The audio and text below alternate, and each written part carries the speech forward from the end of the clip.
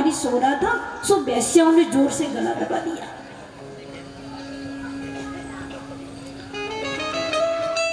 लेकिन गला दबाने के बाद भी मरा नहीं।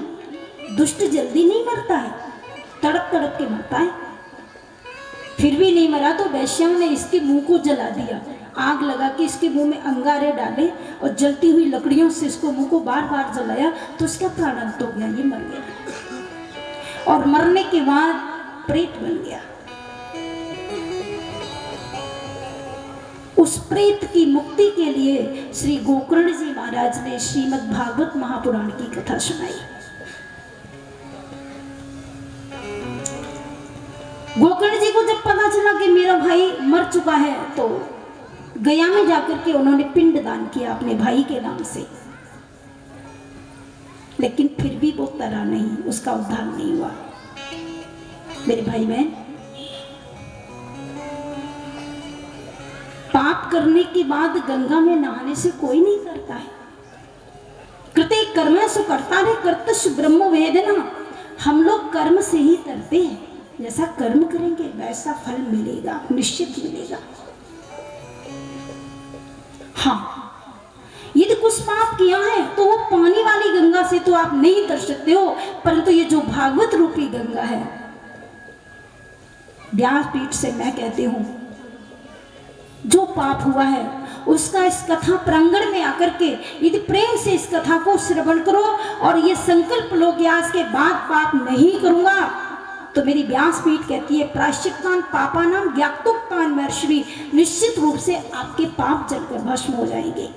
ये ज्ञान गंगा में इतनी ताकत है, जो एक बार इसमें आचमन करता है, इसको भाव से श्रवण करता है और जीवन में उतारता है, उसका कल्याण होता है।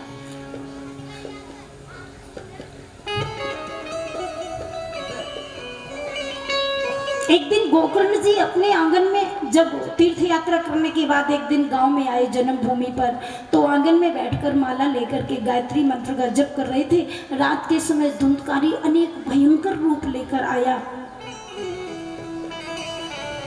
तो गोकर्ण जी ने पूछा, तुम कौन हो?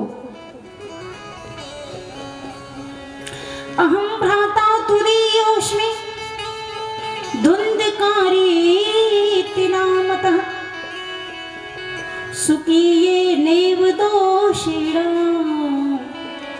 ब्रह्मत्वं नाशितं मया। कभी भैंसा बन के आता है, कभी गधा बन के, कभी सूर बन के डराता है। तो गोकर्ण जी ने पूछा, तू कौन है? तो उसने जवाब दिया, अहम भ्राता तुरीयोष्मि, मैं आपका भाई धुंधकारी। बोले, मैंने तो तेरा गया में पिंडदान किया और तू तरा नहीं, तेरा उद्धार नहीं हुआ।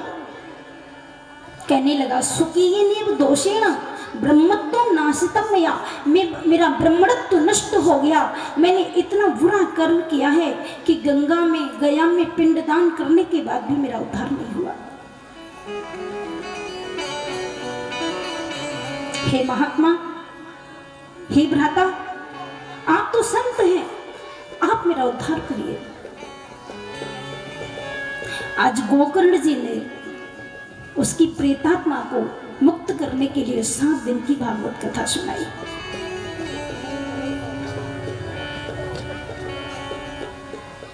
बड़े भाव से वो जो काला झंडा लगाया जाता है ना धुंधकारी के लिए, उस 7 गांठ का जो बांस था, बांस का जंगल, वहां उसमें बैठ करके उस प्रेतात्मा ने इस कथा को सुना। एक दिन कथा शुरू हुई, शाम को जब समाप्त हुई तो एक गांठ फटी बांस की। प्रथमे हनि तथा सायं प्रथम ग्रंथि भेदनम, द्वितीय हनि तथा सायं द्वितीय ग्रंथि भेदनम। एक दिन शाम को एक गांठ फटी, दूसरे दिन दूसरी और तीसरे दिन तीसरी। इस प्रकार से एवं 7 दिनश्चैव 7 ग्रंथि भेदनम। 7वें दिन 7 गांठ फटी और उस बांस में से 4 भुजा लेकर, शंख चक्र गदा पद्म लेकर, पीतांबर पहन करके दिव्य पुरुष पैदा हो गया। उसी समय भगवान का विमान आ गया। उस विमान में बैठ करके धुंधकारी भगवान के लोक को चला गया। बोलिए श्रीमद् भागवत महापुराण की।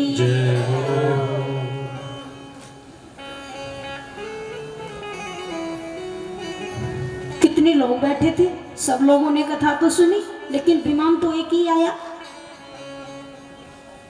सब लोगों ने गोकर्ण जी से कहा, पंडित जी तुमने कथा सुनाई, हमने सुनी, फिर विमान एक क्यों आया? हम सबके लिए भी तो विमान आने चाहिए थे। तो गोकर्ण जी ने कहा, सुनने वालों की छोड़ो, कहने वाले को भी तो नहीं आया। तो बोली क्या बात हुई? गोकर्ण जी ने कहा, जिस भाव से उसने कथा सुनी थी उस भाव से आप लोगों ने नहीं सुनी, और हमारे कहने में भी कहीं न कहीं कुछ कमी रह गई। अब चलो दोबारा से उस कथा को फिर सुनाते हैं। तो श्रावण के महीने में बड़े सुंदर अवसर पर श्रीमद् भागवत महापुराण की सुंदर कथा को फिर सुनाया गया। सभी भक्तों ने आनंद लिया, और उस समय उस प्रांगण में स्वयं नारायण भगवान 4 ध्वजा लेकर प्रकट हुए। बोलिए नारायण भगवान की। सबने भगवान के चरणों में प्रणाम किया। भगवान ने सबको आशीर्वाद दिया, और भगवान ने सबको वचन दिया कि जहां मेरी कथा होगी, जितने दिन तक मेरी कथा चलेगी, मैं उस समय वैकुंठ भी छोड़ दूंगा। नाहम बसामि वैकुंठे योगिनाम हृदयेन च मदभक्ता यत्र गायन्ति तत्र तिष्ठामि नारद। जहाँ मेरी कथा होगी मैं 7 दिन तक वहीं रहूँगा। ये आशीर्वाद दिया भगवान ने, ये वचन दिया। इसलिए जहाँ भगवान की कथा होती है, उस समय जहाँ व्यासपीठ होती है, उस व्यासपीठ पर किसी न किसी रूप में बांके बिहारी का दर्शन अवश्य होता है।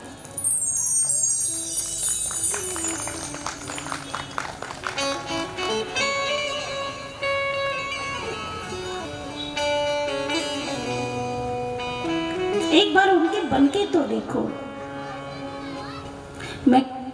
मैं तो बांके की बन गई, और बांका बन गया मेरा। मैं तो बांके की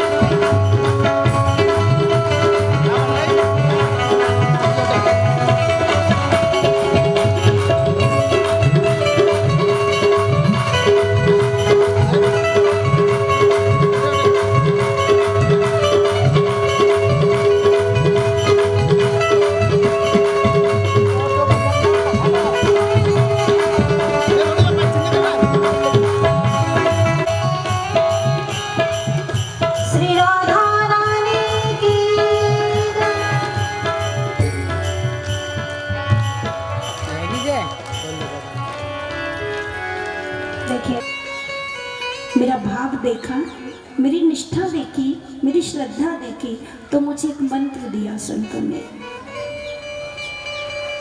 12 अक्षर का मंत्र, ओम नमो भगवते वासुदेवाय।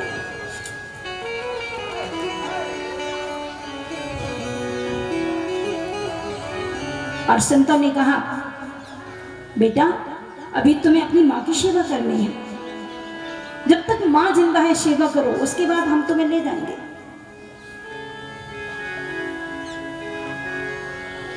संत तो चले गए, मेरी बेचैनी बढ़ गई। मुझे लगा संत लोग मुझे क्यों नहीं ले गए, यदि मेरी माँ जिंदा नहीं होती तो मुझे ले जाते। अब तो मुझे लगा मैं कैसे घर छोड़ के भाग जाऊं संतों के साथ में। एक दिन क्या हुआ, ठाकुर जी की कृपा हो गई। एकदा निर्गतां गेहा दुहन्ते निशिगां पथि सर्पो दशपदाः पृष्टः कृपणा कालचोदितः। एक दिन मेरी मैया गैया का दूध निकालने सवेरे 4 बजे गई, पानी बरस रहा था, अंधेरे का समय था, पैर के नीचे सांप पड़ गया, सांप ने माँ के पैर में काट लिया और माँ स्वर्ग से धार गई, चली गई, शरीर छोड़ गई।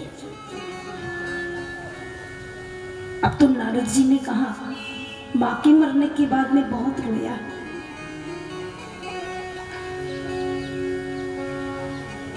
लेकिन रोते समय मैंने देखा मेरी एक आंख से तो गर्म आंसू आ रहे थे और एक आंख से ठंडे आंसू आ रहे थे।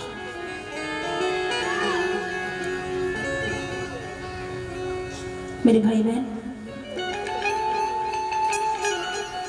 हम और आप भी तो रोते हैं। यदि हम लोग दुनिया वालों के लिए रोते हैं तो हमारी आंख से गर्म आंसू आते हैं, और यदि भगवान के लिए रोते हैं तो ठंडे आंसू आते हैं। कभी अनुभव किया है, कभी रो के देखा है?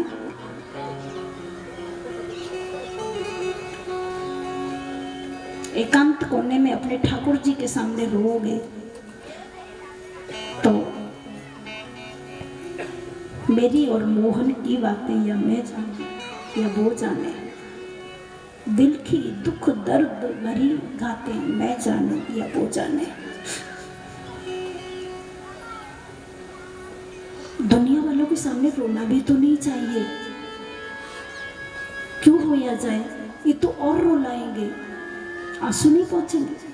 भगवान के सामने रोना है तो एक बार रो लो, जी भर के रो लो। भगवान कहते यदि तूने एक बार मेरे सामने रो लिया तो फिर तुझे रोने की जरूरत नहीं है। वाली मात्र मुखो जाते तारुण्य तरुणी मुखो, तुम आता नहीं मेरे शरण में तो मैं क्या करूं, मेरा क्या दोष है। जब बच्चा छोटा होता है तो माँ के मुंह की ओर देख के रोता है, उसे माँ चाहिए। किसी 2 साल के बच्चे के सामने 10,000 के नोटों की गड्डी डाल दो,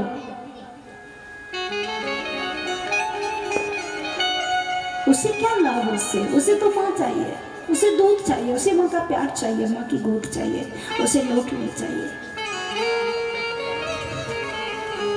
कितनी लगन है, कितनी तड़प है, कितना खिंचाव है उसका माँ के प्रति। तो बचपन में ये माँ के मुंह की ओर देख के रोता है, जिंदा रहता है, मेरी माँ मिले, खुशी होती है। और यही जब जवान होता है ना तो फिर पत्नी के मुंह की ओर देख के जिंदा रहता है। अब उसको आसक्ति बढ़ी, माया बढ़ी, माया के प्रपंच में पड़ गया। अब उसकी पत्नी यदि ठीक बोलती है तो अच्छा लगता है, गुस्सा होती है, और भोजन नहीं करते तो भी खाना नहीं खा सकता बेचारा। तो जवानी में तारुण्य तरुणी मुखो, जवानी में पत्नी की मुख लो देख के जिंदा रहता है, और बुढ़ापे में मेरा नाती, मेरा बेटा, मेरी पौत्री, मेरा जमाई, कितने संबंध बना रखे, सबके मुख की ओर देख के जिंदा रहता है।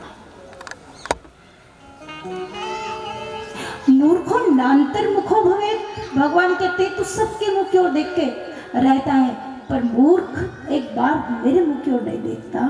क्यों नहीं देखता? और यदि एक बार जीवन में तो मेरे मुंह की ओर देख ले तो तुझे दुनिया वालों के मुंह को देखने की जरूरत नहीं पड़ेगी।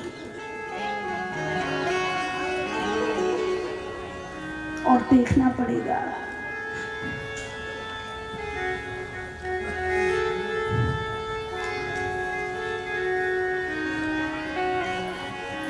अवश्य देखना पड़ेगा, आज नहीं तो कल देखना ही पड़ेगा।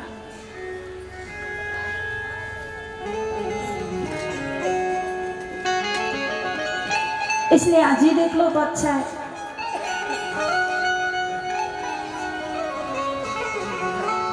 संत लोग बार बार जगा रहे हैं, संत लोग बार बार तुम्हें धक्का लगाना है, अरे आगे बढ़ो। पर तुम तो माया के प्रपंच में इतने अंदर जा चुके हो कि उस माया के कीचड़ से बाहर नहीं निकलना चाहते हो।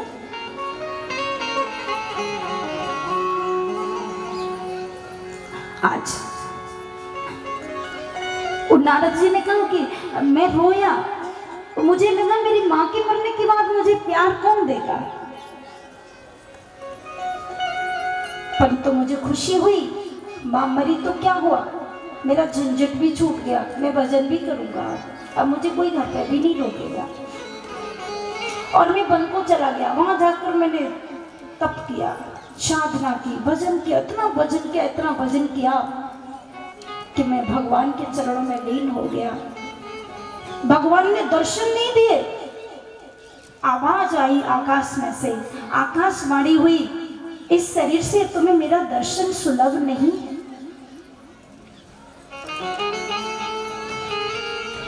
यह शरीर छोड़ने के बाद जब तुम बनोगे ब्रह्मा के बेटे नारद, ओम नमो भगवते वासुदेवाय, इस मंत्र का मैंने हजारों वर्षों तक जप किया, पंचभौतिक शरीर छूटा और मैं ब्रह्मा का पुराण का कीर्तन करते हैं, अपनी बीड़ा को बजाते हैं, नाम लेते हैं भगवान का। तू है मोहन मेरा, मैं दीवाना तेरा, तू है मोहन मेरा, मैं दीवाना तेरा, मेरी बिगड़ी बनाना तेरा काम है।